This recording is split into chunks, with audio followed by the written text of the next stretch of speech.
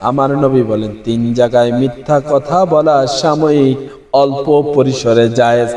1 নম্বর হলো মেয়েদের মানে মাদের সাথে বা ফুফু খালা এবং স্ত্রীকে খুশি করার জন্য আপনি সাময়িক পরিসরে মিথ্যা কথা বলতে পারবেন। মাকে খুশি করার জন্য হয়তোবা 500 টাকার কাপড় 600 টাকা বলতে পারেন।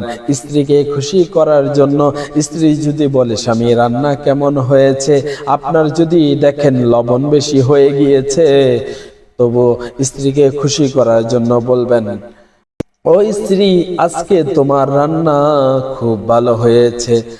বন্ধুরা রে এইভাবে স্ত্রী এবং মা বা শিশুদের সাথে মহিলাদের সাথে সাময়িকভাবে মিথ্যা কথা বলা জায়েজ আছে। 2 নম্বর, যদি 2 ব্যক্তি ঝগড়া লেগে যায়, 2 ব্যক্তির মাঝে সম্পর্ক জোড়া লাগানোর জন্য সাময়িকভাবে মিথ্যা কথা বলা জায়েজ আছে। এক ভাইয়ের কাছে গিয়ে বলবেন আপনার ব্যাপারে তো আব্দুল করিম ভাই অনেক ভালো বলেছেন, এবং আব্দুল গফুরের কাছে গিয়ে বলবেন আব্দুল করিম ভাই আপনার ব্যাপারে ভালো বলেছেন। এই যে মিথ্যা কথা বলে মানে সাময়িক ছোট পরিসরে মিথ্যা কথা বলে তাদের সম্পর্কের মধ্যে জোড়া লাগায়া দিলেন, নামাজ রোজার চেয়ে বেশি সওয়াব হয়ে গেল। 3 নাম্বার, যুদ্ধের ময়দানে যখন আপনি চলে যাবেন, যেখানে বদরের যুদ্ধে 313 জন মুসলমান ছিল, সম্ভবত 313 জন সৈনিক ছিল, আর কাফেরের সংখ্যা ছিল 1000।